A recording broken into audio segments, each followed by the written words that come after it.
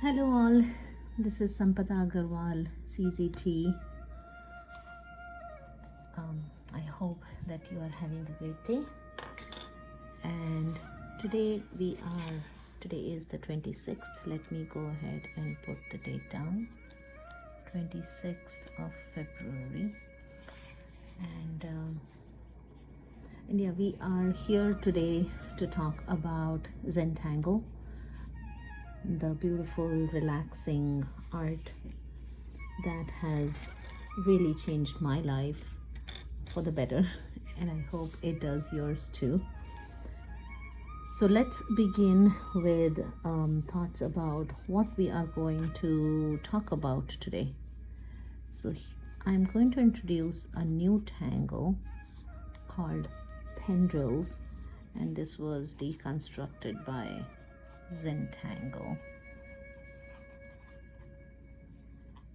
So this is what we call an official tangle. Tangles are nothing but patterns that have names and that are easy to reconstruct. So they have some very specific steps that helps you create this art without any stress or pain. And ultimately it makes an artist out of you. So that's the whole premise of Zentangle. So let's begin with the 8 basic steps to the Zentangle method, the first being gratitude and appreciation. So I'm truly grateful for this art style, and amazingly, it has been 25 days since I have been sharing a video per day, today being the 26th day. And as promised, I am going to share the entire month of February, so I have 2 more days left.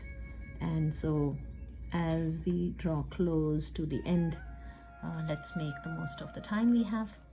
And so let's start with the corner dots and the border, and then the string. So this time we will not be using any string, because the way the tangle works, it definitely lends itself to a beautiful tangle that covers really a lot of area up. So in the interest of keeping this tangle focused on this tangle, I'm not going to use a string.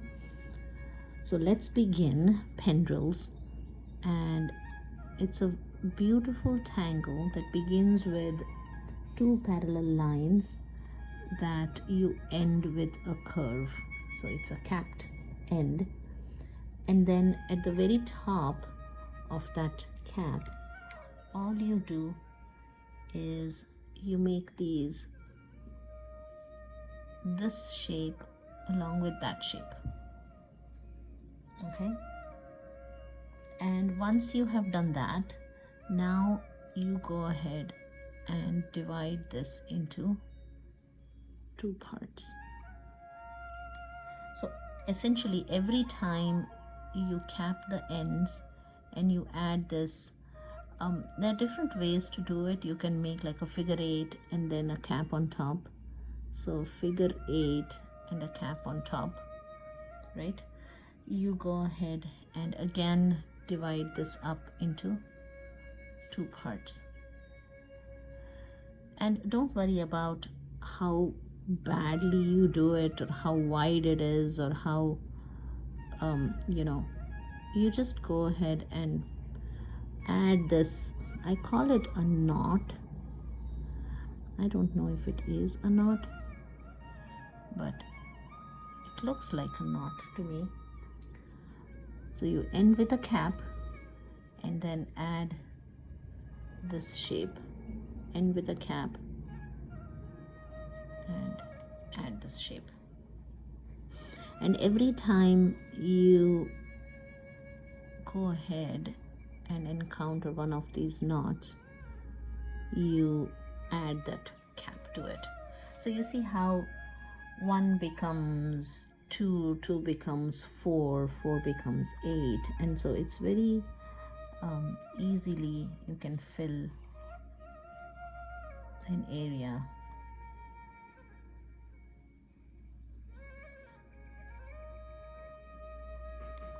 like so.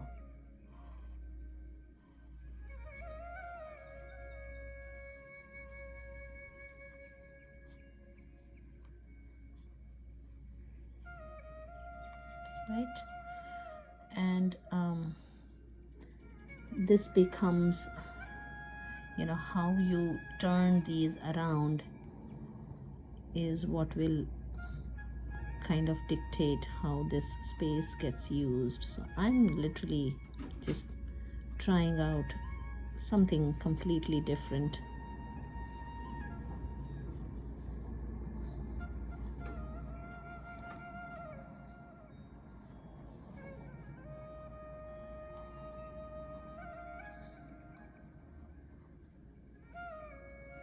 There is no right or wrong or good or bad about this tangle. As you can see, I'm just taking this line for a walk and going whichever way I want to go. And sometimes you do something which you're not very happy about, but that's okay. You just go ahead and make the most of it. So this is a very easy way to kind of fill a space. So I'm just going to have these go off the page. So that takes care of that. This one can come out here and the rest won't be visible. This one can come this way. And maybe this one doesn't really go anywhere. Or maybe it does, but it goes underneath. Yeah, that's an idea.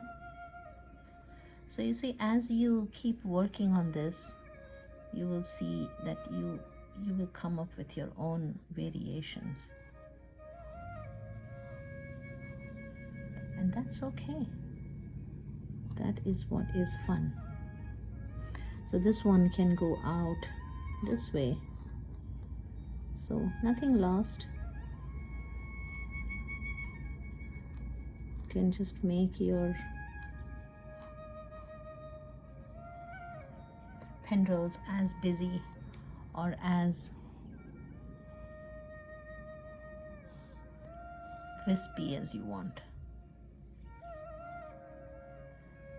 So here I am just going to have this come out like that.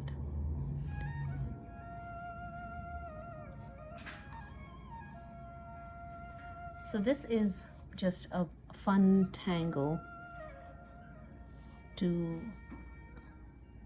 kind of add some organic feel to it.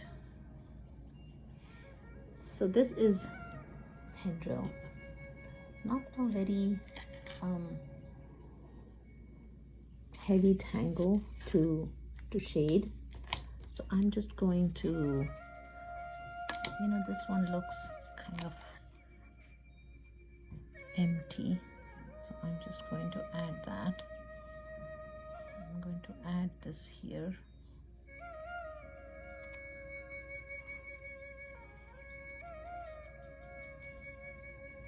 Like so. Okay, and now I can just go ahead and maybe what we could do is give it a really different way of shading by just going all around this tile. So we have not done this kind of shading before, so maybe this is what we will do today. And now all I'm doing here is making sure I smudge all these pencil marks to make it a uniform shaded space, right? And the simplicity of this tangle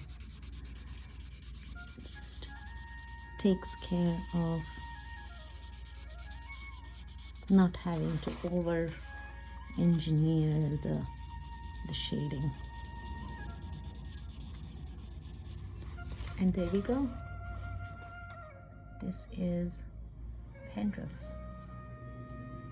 So let me know how you fared with your pendrill.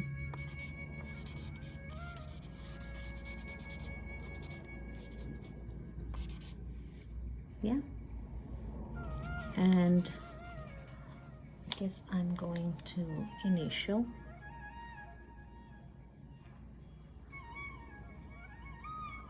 And admire this beautiful wispy tangle that we introduced, and I'm sure to use it somewhere down the line, and I hope you use it too.